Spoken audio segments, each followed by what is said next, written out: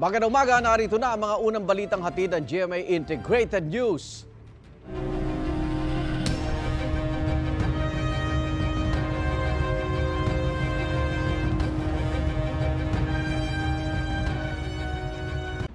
Nararatiling mataas ang baha sa isang barangay sa Biñan, Laguna. Ayon sa mga residente, matagal na nilang problema ang mabagal na paghupa ng tubig tuwing bumabaha roon. Karaniwan daw umaabot ng ilang linggo ang baha at kung minsan, buwan pa. Patuloy naman ang pagbantay ng mga otoridad sa sitwasyon. Binaha rin ba ang lugar ninyo at nalubog ang inyong sasakyan? Dagdag problema nga yan, lalo't tiyak na gastos na naman. Ang ilang tips kaugnay niyan alamin sa unang balita ni Katrina Son. Hindi lang isa, kundi 2 beses nalubog sa baha ang mga sasakyan ni Francis Aureliado. Ang una noong bagyong Ondoy. Nung iniwan ko, after a few hours, tinawagan ako ng office mates ko, sabi niya baha na daw yung car.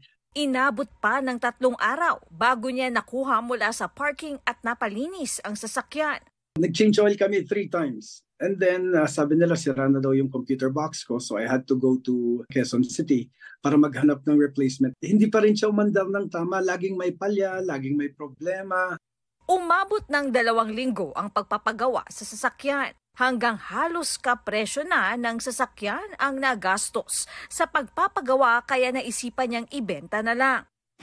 Makalipas ang ilang taon, naranasan niya muli ito sa bagyong Karina. Ayon sa car shop owner sa Quezon City, mahalagang alam ang gagawin kapag binaha ang sasakyan. Agad daw alisin sa pagkakalubog. Huwag din daw muna i-start ang engine. Pagkatapos, first, tatanggalin natin itong battery, yung positive at saka negative niya. Pag natanggal na natin to, hayaan lang muna natin to, and then ipapadrain natin yung engine oil, mga fluids, gasoline, para hindi masira yung sasakyan totally. Kailangan daw masiguro na hindi inabot ng tubig ang computer box. Kailangan po eksperte po ang mag-check ng computer box kasi it requires special skill po. Paalala naman ng Automobile Association Philippines, alamin kung magkano ang gagastusin sa pagpapagawa ng nalubog na sasakyan para makapagdesisyon kung sulit pa ito. Dapat makwento agad magkano ang halaga ng sasakyan kontra sa magkano ang gagastusin para ayusin. Kasi kung wala namang halaga yung sasakyan at gagastos ka ng katapat ng halaga, bakit ka pa gagastos? You have to be practical Ito ang unang balita. Katrina Son para sa GMA Integrated News. Sa ibang balita, iginiit ni Vice President Sara Duterte na walang irregularidad sa paggamit sa anumang pondo ng kanyang opisina noong 2022 kabilang ang confidential funds. Sinabi niya yan sa pamamagitan ng text message na ipinadala niya sa GMA Integrated News. Ang meron daw walang katapusang political attacks mula sa Alyansa Makabayan, Romualdez, Marcos para pagtakpan aniya ang mga totoong problema ng bansa. Sagot ito ng bise sa sinabi ni House Deputy Minority Leader Franz Castro na impeachable offense ang umano'y maling paggamit ng OVP sa confidential funds noong 2022. 73 million pesos mula sa 125 million peso confidential funds ang kasama sa notice of disallowance ng Commission on Audit nitong August 8. Ayon sa COA, naglalabas sila ng notice of disallowance sa mga paggastang posibleng may irregularidad o kaya'y hindi kailangan. Una nang sinabi ng OVP na magsusumite sila ng mga kaukulang dokumento para patunayang walang winaldas na pondo.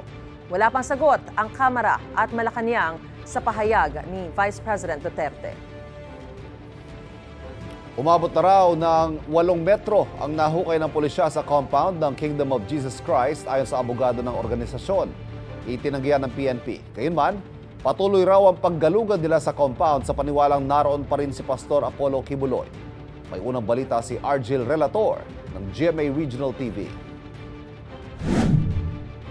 Ipinakita ng Kingdom of Jesus Christ ang litrato ng isinasagawa umanong paghukay sa basement ng isang gusali sa loob ng KOJC compound sa Davao City. Ipinadala daw ito kay Attorney Israelito Torion, abogado ng grupo, ng isang hindi niya pinangalanan. Nasa 8 metro na umano ang hukay sa basement ng Jose Maria College kaya nalalagay na raw sa panganib ang gusali. pinabulaanan ng PNP ang sinasabing paghukay sa compound. About sa digging na yan, allegation letter ni Atty. Torion yan, let him prove that. Kasama ang media, pinuntahan ni Atty. Torion ang lugar. Allow us access to JMC basement. Ilang araw na ako nagre-request sa inyo ng confirmation kung totoo ba yung hukay na yan. Hanggang ngayon, hindi kayo nag-answer. Sinubukan niyang pumasok sa basement pero hinarang ng pulis ang grupo. Ang hawak ng inyong mga opisyalis, arrest warrant lang. Hindi po yan search warrant. Wala kayong karapatan na mag-conduct ng mining operations dyan. Paglabas ng team leader. Pag masaktan ako dito, ayaw ko kayo ng kaso, ha? Pag masaktan ako dito. Hindi naman kami nagpipilit dito. Oh. Dito lang kami. Nakatayo lang kami dito, ha? Huwag niyo ako ilak. Sa isang pahayag, ipinunto ni Atty. Torion na hindi pa rin nakikita ng PNP ang sinasabing tunnel matapos ang 11 araw ng paghukay. Kaya wala umanong basehan at haka-haka lamang ang paniwala ng PNP na naroon ang hinahanap nilang si KOJC founder Pastor Apollo Quiboloy. Pero naniniwala pa rin ang PNP na nasa compound si Quiboloy. Hanggang ngayon, naniniwala kami na nandyan siya, tinatawanan kami. Sige lang, there's always time for everything. At darating, sabi ko nga kanina, makuhuli rin natin yan. Hindi daw titigil ang kapulisan hanggat hindi nahuhuli sina Pastor Quiboloy na nahaharap sa kasong child abuse at human trafficking. May direktang death threats na sa aking mga anak. Pero hindi kami magpapatingan. Hindi tayo magpapatingan. Tandaan natin kung bakit nandito tayo. Ayon din kay Torre, hindi kinakailangan ng search warrant para sa kanilang pagalugad sa KOJC compound. Walang search warrant dito. Ang search warrant ay para sa bagay at kontrabando. Wala kaming sinasabi na may kontrabando sa loob ng KOJC. Sa gitna ng pagtugis kay Pastor Quiboloy, nagmo-monitor at nag-iimbestiga ang Commission on Human Rights kung may nalalabag bang karapatang pantao. Kabilang sa inaalam ay kung nalalabag ang freedom of religion o kalayaan ng mga miyembro na isabuhay ang kanilang pananampalataya. Sa gitna yan ng umano'y pagbabawal ng PNP na magamit ang kanilang cathedral at paglagay ng kordon sa paligid nito. Paalala ng komisyon, dapat limitado ang police operation sa pagpapatupad lang ng arrest warrant at hindi search warrant o pagalugad sa lugar. Dapat daw itong ipatupad ng naaayon sa batas at prinsipyo ng mga karapatang pantao. Gayunman, hinikayat ng komisyon ang pastor na tuparin ang pahayag na haharapin niya ang anumang kaso laban sa kanya kahit saan at kahit kailan. Nagpaalala rin ang komisyon sa KOJC members na huwag hadlangan ang mga pulis sa kanilang tungkulin na ipatupad ang warrant of arrest kay Quiboloy. Ito ang unang balita. Argil Relator ng GMA Regional TV para sa GMA Integrated News. Tinawag na kalokohan ng abogado ng Kingdom of Jesus Christ si Attorney Israelito Torion ang pahayag ng Police Regional Office 11 Chief Police Brigadier General Nicolas Torre III na palakad-lakad lang si Pastor Apollo Quiboloy sa kanilang compound. Ay kay Torion, kung palakad-lakad lang si Quiboloy sa compound, bakit kailangang sirain ang pundasyon ng Jose Maria College? Ang pahayag din daw ni Torre na nakatatanggap ng death threat sa kanyang pamilya ay paraan lang anya para itago ang pagkabigo nila sa misyon sa pamamagitan ng pagkuha ng simpatya ng publiko.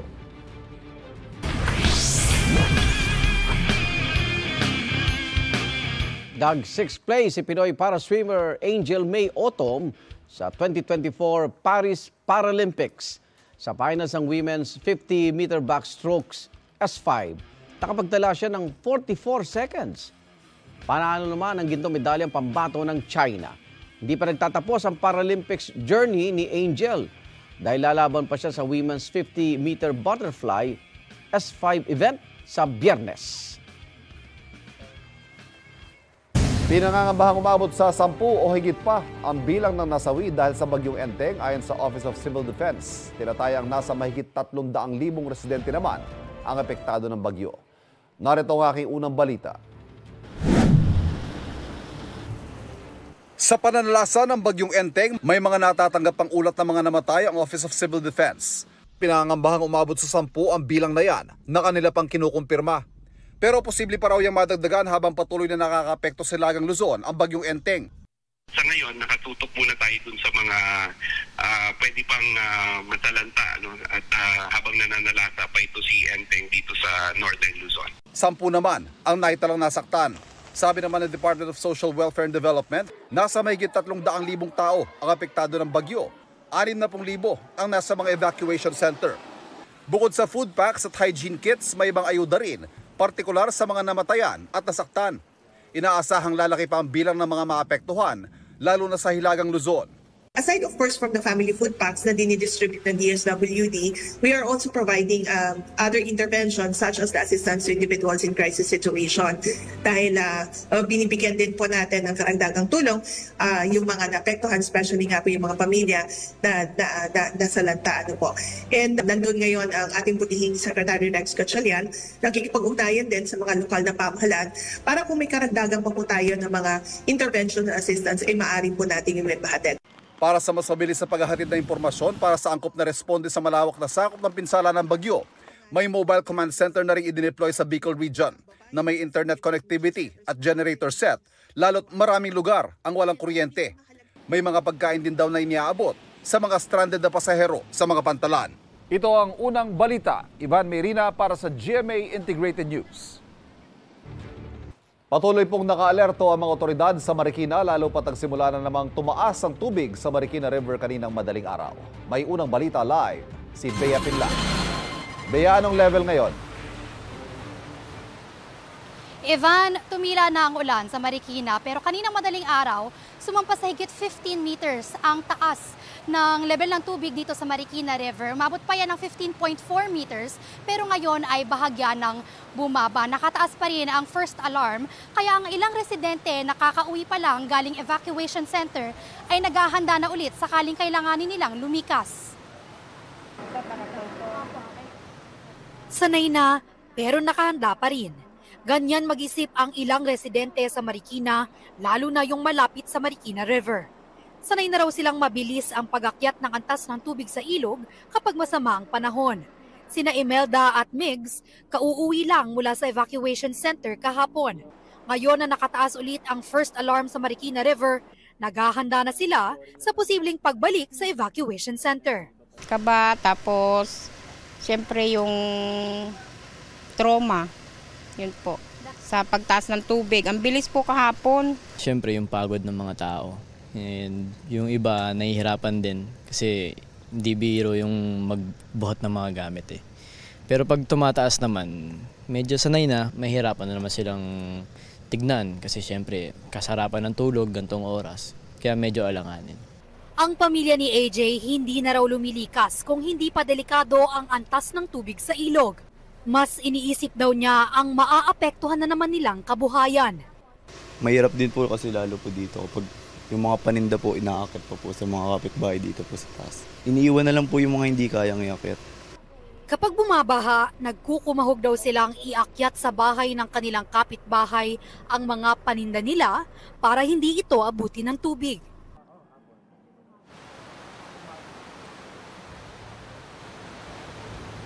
Ivan, natanong mo kanina kung ano na yung antas ng tubig dito sa Marikina River at ngayon nasa 14.9 meters na. Ibig sabihin hindi na nakataas yung first alarm. Pero kanina, nagpaikot din si Marikina Mayor Marcy Teodoro ng mga ambulansya at fire truck sa mga usually na binabahang lugar sa lungsod para lang paghahanda.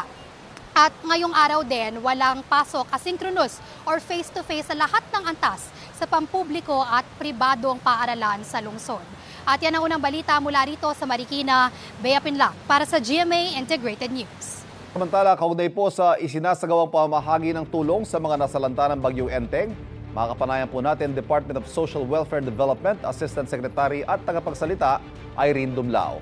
Asek Dumlao, magandang umaga po. Welcome sa unang balita. Magandang umaga, Ivan. Magandang umaga din po sa lahat ng sumusubaybay ng inyong programa. Kahapon po sa monitoring ko sa public briefing, nabanggit ninyo may nasa 60,000 yung mga nasa mga iba't ibang evacuation centers. Dumami na po ba? Lumaki na ba ang bilang na yan?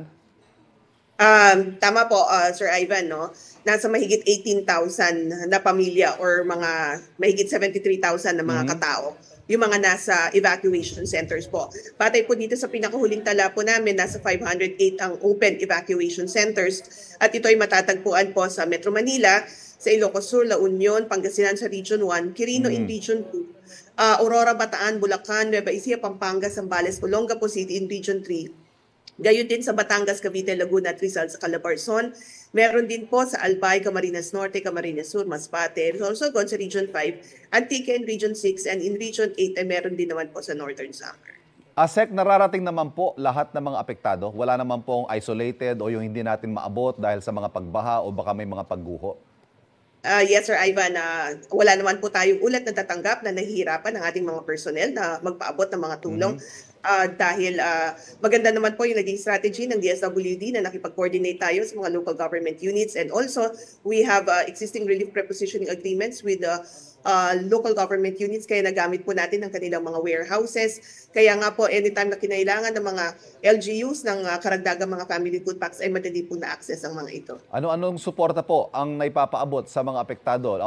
Yung mga nasa evacuation center at gayon din po yung mga wala sa evacuation center at maaaring nakituloy sa mga kakilala? Yes, actually ang Department of Social Welfare and Development sa pamamagitan po ng mga field offices nito ay nakapagpadala na po ng mahigit 130,000 ng mga family food packs. Nagpadala na rin po tayo ng mga family kits, hygiene kits at kitchen kits, lalong-lalo na nga po sa Region 8. And patuloy po tayo nagpapahatid ng karagdagang tulong sa mga local government units. Ngayong umaga po, nagre-release o nagdi-dispatch po ang ating National Resource Operations Center ng karagdagang pa pong mga food packs. Nabanggit nyo rin po, pati yung mga stranded, nabibigyan po ng tulong. Meron pa po ba mga stranded anywhere in the country? Well, nung unang araw, nung Lunes, nakapagpahatid tayo ng tulong in coordination with the LGUs ng tulong, hot meals actually, dun sa mga stranded sa mga ports sa Batangas and gayon din po sa Bicol region. Sa kasalukuyan, wala na po tayong natatanggap ng ulat ng karagdagan po ng mga stranded. But in case naman po, nakahanda ang DSWD to assist. Sa pahayag po ni Pangulong Bongbong Marcos kahapon, sinabi niya may more than 60 million pesos na standby fund para po sa mga nasalanta ng Bagyong Enteng. The way it's going, sa tingin niyo po ba, sasapat ba yun o kailangan pa natin ng karagdagang pondo? Well, tama po, meron po tayong available na standby funds dito sa central office and at mga field offices. Karagdagan dyan, meron rin man po tayong mga stockpiles na nagkakahalaga ng mahigit 2.6 billion pesos. At yan nga po yung mga dinidispatch natin sa mga iba't ibang mga lugar. Sa kasalukuyan, tayo po ay nakikipag-ugnayan na rin sa Department of Budget and Management for the replenishment of our quick response funds. But because that is provided naman po, na pwede tayo humingi ng karagdagang quick response funds. And we're very grateful that the DBM is facilitating our request naman po. Nabanggit niyo po yung replenishment kasi letter E pa lang po itong bagyo natin, Enteng. Marami pa po yung maaaring pumasok na bagyo sa ating bansa hanggang matapos ang taon. Kumusta po ang ating funding para po sa suporta sa mga posibleng maapektuhan pa na mga susunod pang bagyo? Well, Ivan, sabi ko nga, we're very grateful to the DBM dahil sa suporta. In fact, binigyan naman po tayo ng assurance na maging adequate o sufficient yung pondo natin magagamit sa ating disaster response operations. ASEC Irene, magandang umaga sa inyo. Maraming salamat. Maraming salamat din po. Nakausap po natin Irene Dumlao, tagapagsalita ng DSWD. Baha pa rin sa MacArthur Highway kaya apektado ang biyahe ng mga motorista roon. May unang balita live si EJ Gomez. EJ.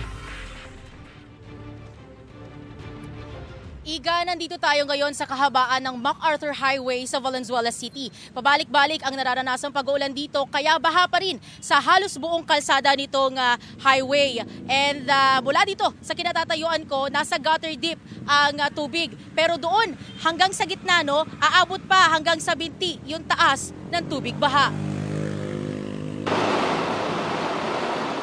Ganito ang eksena sa MacArthur Highway sa Valenzuela City madaling araw kanina. Hindi pa humuhupa ang baha simula kagabi. Pahirapan sa pagdaan ng mga sasakyan. Ilang motorsiklo ang tumirik at itinulak na lang ng mga rider. Gaya ni Rodel, na galing pa raw North Sagaray, Bulacan at papasok sa trabaho sa Pasay City. Kasama ang palad, natirikan po tayo sa kalagitnaan ng baha. Sinubukan ko nga lang pong dumaan kasi yun yung way na talagang daanan papuntang trabaho namin. Hindi ko ma-start yung motor hanggang ngayon.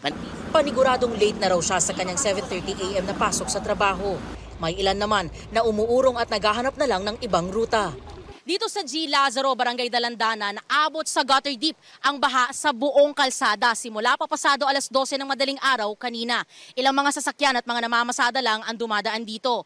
Yung mga negosyo rito, kabilaan. Ayon dun sa mga nakausap natin, problemado raw sila dahil sa tumal ng benta sa mga nakalipas na araw dulot ng bagyo. Gaya na lang ng tapsilugan na ito na bukas magdamagan. Kung malakas ang dagsa ng customer, aabot daw sa 30,000 pesos ang kanilang kita na nangangalahati raw tuwing may bagyo at tag-ulan. Pag umulan po kasi minsan nawawala yung tao, nawawalan kami ng dine-in. Lalo po dito sa amin kasi po, yun nga po, bumabaha po. Tapos yung madaling araw namin na malakas dati, ngayon humihina siya talaga. Kahapon nga raw, umabot lang sa 6,000 pesos ang kabuang perang pumasok sa negosyo. Napilitan na nga raw silang kanselahin ang pasok ng mga empleyado nila sa morning shift dahil sa hindi pa humuhupang baha. Ang ilan naman tinitiis na suungin ng baha para maipagpatuloy ang kanilang hanap buhay. Kailangan kasi kumita para pakain sa pamilya. Minsan medyo malaki, minsan maliit naman. Kasi pagka ganitong malaki na baha, ayaw na namin bumiyahe, pero pagka dalawa kami, magtutulak na isa. Mahirap po pag ganitong sitwasyon. Kasi yung hanap buhay namin dahil po sa bahay, paputol-putol. Pag ganitong hindi kami nakakabiyahe na agad-agad.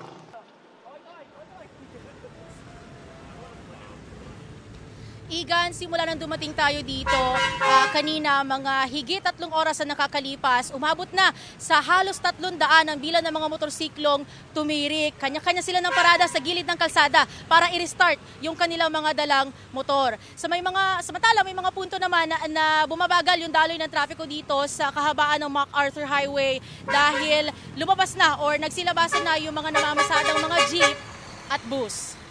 At yan ang unang balita mula rito sa Valenzuela. EJ Gomez para sa GMA Integrated News. Patuloy ang retrieval at clearing operation sa mga lugar na lubhang naapektuhan ng bagyong Enteng sa probinsya ng Rizal. Kabilang sa mga hinanap ay ang 5 miyembro ng isang pamilya sa Antipolo na tinangay ng baha nitong Lunes. Narito po ang aking unang balita. Tulong-tulong ang mga rescuer na ito sa Sitio Upper Banaba, Barangay San Luis, Antipolo. Sa pagragasa kasi ng tubig, natangay hindi lang bahay ng pamilya Negro, kundi 5 miyembro nito. Halos lang po, parang 10 minutes lang po yung pangyayari. Biglang meron magasang tubig, tapos wala na. Dala na po sila. Pagtingin ko sa may kalag, kasi bukas po yun, nakita yung bahay na ma'am. Wala na po yung bahay. Ano na lang po, lupa na lang po, saka malalaking bato yung umalit po na ginagawa ng bahay. Natagpo ang patay sa ilog sa Lawaan ang labi ng 1 taong gulang na pamangkin ni Iya na si Roan at nanay ni Roan na si Catherine. 3 pa ang hinahanap. Ang ina ni Iya na si Bernadette, bayaw na si Ray Ondes at 8 taong gulang na pamangkin si Josrin. Natagpuan ang labi ng isa sa kanila sa ilalim ng isang tulay. Ayon sa mga rescuer, kinumpirma ng pamilya na sa isa sa mga kaanak nga nila ang bangkay. Di madali ang rescue operation lalo't mayat-mayang malakas ang ulan. Nagputik lalo ang lupa kaya pahirapan ang pagpapagalaw sa malaking bato para malaman kung may natrap sa ilalim. Hirap yung yung kalsada, yung daan. Very stiff. Ang estimated namin sir, nasa 75 to 80 meters mula doon sa ground zero hanggang dyan. In fact, yung bata, yung tinawag natin na 1-year-old mahigit, is dito natin natagpuan. Nung natanggal ninyo, yung part ng bato na yun, may amoy. Yung amoy naman nung kanina, yung kaya, pero hindi natin ma-determine kung tao ba o patay ba na hayop. Maski ang chance natin is maliit na nandyan, ganun pa rin, kailangan manigurado tayo. Kung lalakas talaga yung ulan nito sir ngayon, ihinto talaga natin. Ihinto natin. Dahil hindi natin pwede igambol yung buhay ng ating pong mga rescuer. Actually, 2 araw na ito, pagod na rin yan. Pero dahil naiintindihan nila yung naramdaman rin sa mga biktima.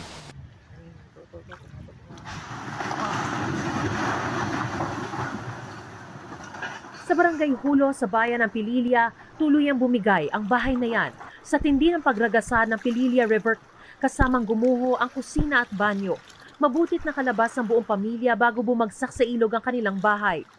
Sobra po, nakakatakot po. Maigi na lang po araw po, hindi po gabi nangyari. Baka po kami dito, ubos ang pamilya namin po. Pasalamat po kami sa Panginoon, gawa po ng buo pa po ang pamilya namin. Wasak na pader at bitak-bitak na sahig na lang ang mababakas sa pinaghirapang tirahan. Sa hilerang ito, 3 bahay ang gumuho, pati ang dike sa tapat nila. Sa ilang lugar sa Pililla, Rizal, bayanihan ang magkakapit-bahay sa pagsagip sa mga residenteng naipit sa lampas taong baha. Tumulong din sa pag-rescue ng mga kapitbahay sa sitio Sala Mabuluhan si SK Kagawad Joshua Sanggalang. Kahit maging sila, natangayan ng buong bahay sa ilog. Inampas po yung bahay po namin. E di daan-daan na po siyang bumagsak. Masakit po talaga eh. Yung para pong feeling na tulalaan na lang po kayo kasi yung unti-unti namin pinundar. Yun nga po yung nangyari. Nanod po siya ng buo. May negosyo po namin, ma'am, nasa loob po ng rep. Malakas ang agos ng tubig sa barangay. Diyos ko, lulubog yata yung bahay namin. Na nang humupa, nag-iwan ng sangkatutak at matinding putik. Kinailangan na ngang gumamit ng payloader para malinis ito. Dahil din sa pagbaha, kaya naglilimas ngayon ng putik ang mga taga-Baras. Ang tindahang ito naman, napuno ng mga motorsiklo na nagpaparepair matapos malubog sa baha. Napuruhan din ang kainta.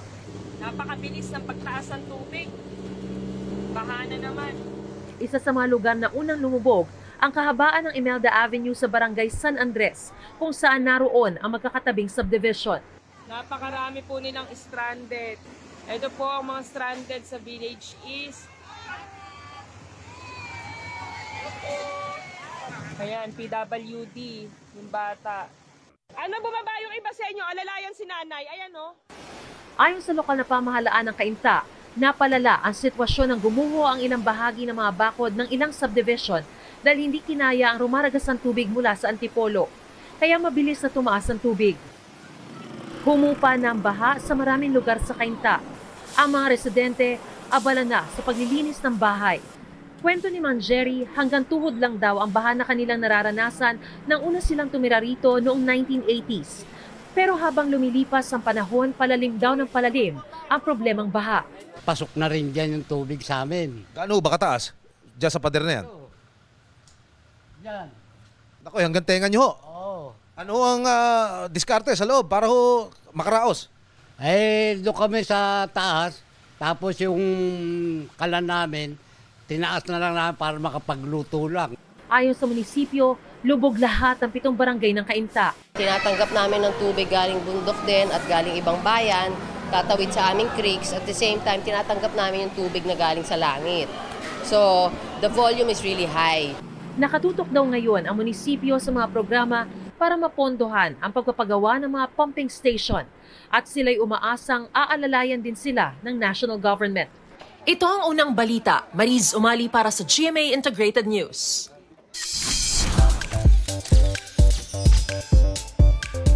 Three days na lang bago ang opening ng NCAA Season 100. Pinaghahandaan na ang release ng theme song niya na Own the Future na kakantayin ng rising P-pop girl group na G22. May unang chika si Nelson Canlas. This is our league, this is our moment. Sabi nga sa lyrics, this is our league, this is our moment. Sa puso mo, sky is the limit. Talagang walang hangganan ang potensyal ng mga student-athlete. Natampok sa bagong theme song ng 100 season ng National Collegiate Athletic Association o NCAA. Ang Own the Future, kakantahin ng fastest rising P-pop girl group na G22. Layon daw ng kantang makapagbigay inspirasyon sa mga kabataan. Gusto namin malaman ng mga tao, especially young people, na the sky is the limit. Kaya nila lahat ng mga pangarap nila to keep dreaming and believe in yourself. And syempre, stay humble, but believe in yourself and be proud of yourself. Dahil mga fan din ng collegiate sports, dream come true para sa girl group ang maging singers ng bagong theme song. Well, first of all, we're so grateful for this opportunity kasi growing up, we would watch NCAA, diba? We support different schools, support their own teams, and na makabilang po sa kakanta ng theme song. It's such a surreal moment for us. Definitely another one for the books for G22. Abangan ang G22 sa ilang venue kung saan kakantahin nila ng live ang Own the Future. Kabilang na ang opening ng NCAA Season 100 sa September 7. Opo, kakantahin po namin siya sa NCAA. Finally, mapaperform po namin siya live din sa lahat, sa mga arena po yan. And also, thank you so much po talaga for this opportunity. Ito ang unang balita. Nelson Canlas para sa GMA Integrated News. Bigger, brighter, and better than ever ang Sparkle World Tour sa Japan. In-announce ng rescheduled dates niyan sa October 19 at 20. Free admission at world-class entertainment ang ihahatid ng Kapuso Stars sa Global Pinoy's Jan. Itong weekend ang original date ng back-to-back shows pero nasuspend dahil sa pagtama ng Typhoon Shanshan sa Japan. Okay, kanina po, binrake namin dito sa unang hirit ang pagkakahuli sa Indonesia mismo. Hawak na siya ng Indonesian authorities, itong si Alice Guo. Kanina pong madaling araw, ang sabi ni PAOK Head Gilbert Cruz, bago mag-12 midnight. Mag-12 midnight. At kaugnay po niyan, eto naman makakausap natin, si NBI Director Jimmy Santiago. Director Santiago, magandang umaga po. Magandang umaga po sa inyo. Opo. At kukumpirmahin pa rin po namin mula po sa inyo sa NBI, ano po mga impormasyon kaugnay nitong nahuling si dating Mayor Alice Guo? Ang report po na dumating sa amin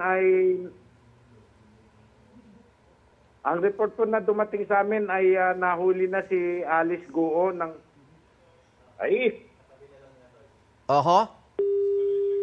Nako, Oy, naputol yung linya ng komunikasyon natin. Pero kinumpirma ni NBI. Kausap din natin mismo si Director Jimmy Santiago. Sinabi rin niya na hawak na raw na Indonesian police itong si Alice Guo. Kinumpirma rin mismo na Indonesian immigration. magandang malaman natin mula mismo kay Director kung may mga NBI agents pa na nasa Indonesia nakasama sa search o makasama sa para may balik siya dito sa Pilipinas. I suppose yun ang magiging next steps yan kung paano siya mapapauwi sa Pilipinas. Nahuli siya sa Tangarem, Indonesia. Tangirang. Hindi, Tangarem ang Tangirang, Indonesia. Yan po ang binanggit ni PAOK Chief. Nandiyan na ba sa linya natin Although si PAOK Director? Chief Tangirang, Gilbert Cruz, Tangirang. sinasabi rin naman talaga niya na wala silang information na nakalipat sa ibang bansa itong si Alice. Talagang doon sa Indonesia nag-zero in yung kanilang information na nandun itong si Alice Guo. Obviously nag-pay off dahil nga po nakumpirma na hawak na ng mga Indonesian authorities si Alice Sa Guo. City of Java pala yun, yung Tangerang sa Indonesia. So kanina, even nung kausap din natin during commercial break, itong si Jimmy Santiago, ang director po ng NBI, sinasabi rin niya na very limited pa yung information na ibinigay sa kanila, pero kinonfirm na ng dalawang sources natin, PAOK Chief Gilbert Cruz at NBI Chief Director na si Director Santiago, sir. Magandang umaga po ulit. Yes, sir. Opo, you were saying naputol po yung sinasabi ninyo. Go ahead po. Yun nga po ang report na dumating sa amin. Nahuli na raw ng Indonesian police kaninang madaling araw. So, nakikipag-coordinate na kami kung yung immediate na maibalik sa atin si Alice. Meron po ba mga tauhan ng NBI na nandun sa Indonesia ngayon o magpapadala po o paano ba mangyayari? Meron po tayong tao. Opo. May visual na ho sila? Nakita na rin ho nila si Alice Guo? Yes, opo. Kinumpirm na. Pati ng immigration ng Indonesia, kinumpirm na po. Opo. Okay. So right now po, nandun pa rin sila sa may... saan po ba exactly siya? Naka-detain po ba siya? Or she's being held somewhere? Naka-detain nga po sa police ng Indonesia, ma'am. Okay. May information din po ba tayo kay Wesley Guo? Wala pang information kay Wesley, kay Alice pa lang po. Opo. Saan ho ba siya nahuli? Doon sa tinutuloy? Wala pong detalye. Wala pa.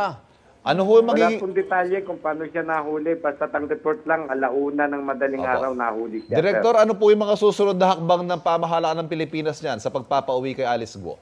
Ayun nga po, immediately nakikipag-coordinate na tayo para ma-turn over sa atin si Mayor Alice.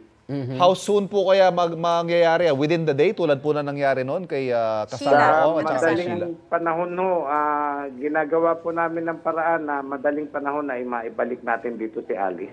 Okay. Ay, Director, maraming salamat po sa pagkumpirma. Ingat po kayo. Maraming salamat din po. NBI Director Jimmy Santiago. So, oras was mabilis. Yung dalawa, mabilis kasi kausap ko lang si Casio ng PAOK ng umaga, hapon dinadala na rito eh.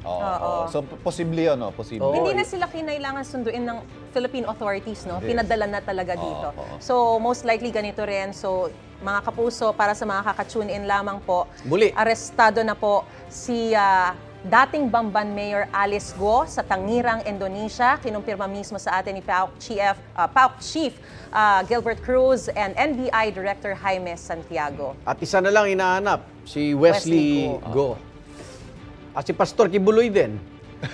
At si Bantang. Abangan niyo po, baka Si mas Bantang. maswerte itong araw na ito. Hindi natin alam. Ibang hanap yun. Ibang hanap yun. Kaya Anyway, itong si Alice Go, ang problema kasi rito, kaya natagalan po wala pong kasong nakasampa laban sa kanya eh. At ang sinasabi, walang arrest aabuti ng warrant, 2 hanggang 3 linggo pa ang DOJ dahil talagang sinusuri po nila, binubusisi yung mga posibleng kaso nito. Pero nauna na mga Senado, Kongreso, falsification Sa Senado, documents. meron siyang Comelec din, pero meron wala eh. pa siyang criminal case na nakapile sa korte. Wala pang warrant of arrest. Yung meron lang, immigration lookout bulletin. Pero dahil may wala rin warrant siyang hold departure. Dahil may warrant of arrest walang sa HDO. Senado, hindi natin alam kung pagdating dito, dire-diretso siya sa Senado. Dahil siya, Senado pa lang may warrant of arrest kay Alice Go eh. Oo, and it's not criminal. Oo. Si Cassandra naman, Leon. Kamara naman. Kaya nagrereklamo, bakit holding area na NBI dinala? Nagrereklamo yung kanyang abogado. Although sinasabi ng PAOK na pinag-aaralan na nga nila yung pagsasampa ng yung qualified human trafficking. Sila nakadiscover dyan. Oo. So, yun nga lang, gaano katagal para para maisampa yung kaso, di ba? At yung proseso Tsaka kung rin. maibalik sa Senado, makakakuha na kaya sila ng sagot, mga senador natin. Ano kaya naging basehan nung paghuli sa kanya? Kasi mga 2 linggo na ang nakakaraan, talagang nandun lang ang ating mga otoridad, pero nakikita siya, physical, pero hindi ma-aresto eh. Kasi nga walang basehan. Walang basehan eh. So, ano lang to, talagang minamanmanan, sinusubaybayan lang nila yung galaw nitong si dating Mayor Alice Go, kaya hindi na rin nakalabas ng Indonesia eh. Ang magiging basehan nila niyan sa pagpapauwi dito ay yung paggamit niya malamang ng peking passport. Peking passport. Peking passport din. Yung illegal pogo operations. Wala pa rin criminal case doon, so hindi pa rin pwedeng maging basehan siguro yan. Pero gusto kong itanong, paano siya nakalabas eh? Yun nga. Sino nagpalabas? Kasi sabi, ng Senado, 200 million pesos ang nilabas sa pera nito para makalabas ang Pilipinas. Kaninong ulo ko yung gugulong? Kasi Pangulo, head swirlo. Kasi yung ano niya, itinerary ba na sinasabi, blanco yung palabas ng Pilipinas. Kumpleto nung nakalabas na. Malaysia, Singapore, Indonesia. Pero yung Pilipinas hanggang Malaysia, blanco eh. Paano? Although sinasabi kung pagbabasihan si Sheila Go, yung sinabi niya, sumakay daw sila sa bangka, tapos lumipat ng iba pang sea vessel. Puting van muna eh. Puting van, hinatid sila dun sa may mukhang sa Malaysia backdoor. Basta definitely hindi nila nagawa yan na sila-sila lang. May mga tumulong sa kanila. Abay, nakakuha nga siya ng birth certificate. Naloko nga niya yung Commission on Election na Certificate of Candidacy. Sanay na si Alice Go. Mayor. Kung sino-sino kakausapin niya para makalabas siya. 3 backdoor yung pagpipilian niya eh. Biro mo, 3 backdoor ng Pilipinas, mamimili ka lang eh. Kung may pera ka. Kung may pera. Sang katutak. Kaya abangan niyo po ang mga detalye pa dahil kumukuha pa po ang PAOK tsaka NBI ng detalye po. At muli, sa mga ngayon lang po nagbukas, si Alice Go ay nahuli po sa Indonesia kaninang bago mag-alas 12 sa NBI po, 1:00 na madaling araw naman. NBI, so, sketchy pa ho yung mga detalye. Pero at least nahuli na ho. At magandang balita yan. At ang malinaw, hawak na siya ng Indonesian police. Ayan. At kaugnay sa pagkahuli kay dismissed Mayor Alice Go, Umakausap natin si Gilbert Cruz ng Presidential Anti-Organized Crime Commission of PAO. Good morning po! Yes, good morning. Igan, good morning. Good morning. Si Maris at Ivan po kasama natin. Opo. Yun lang po, may mga dagdag na po tayong detalye dito kay dating Mayor Alice Guo na nahuli sa Indonesia. Hinihintay po namin yung official report, Igan, but yun nga, initially, through yung mga coordination na ginawa natin, na-confirm naman po na hawak na po nila si former Mayor Alice Guo na nakuha po kanina ng immigration authorities ng Indonesia. Sa Indonesia. May report po ba kung ito ba'y kusa o nanlaban po ba o saan po ba? Bahay, kondo, hotel? Wala pa akong hawak, Igan, na wala pa po akong hawak, Igan, na report. But siguro maya-maya ng konti, Igan, tinawag. Okay lang po, okay lang. Pero sir, may pinadala sa inyong image niya mismo. Pinakita na talagang kasama niya na yung Indonesian police. Positive.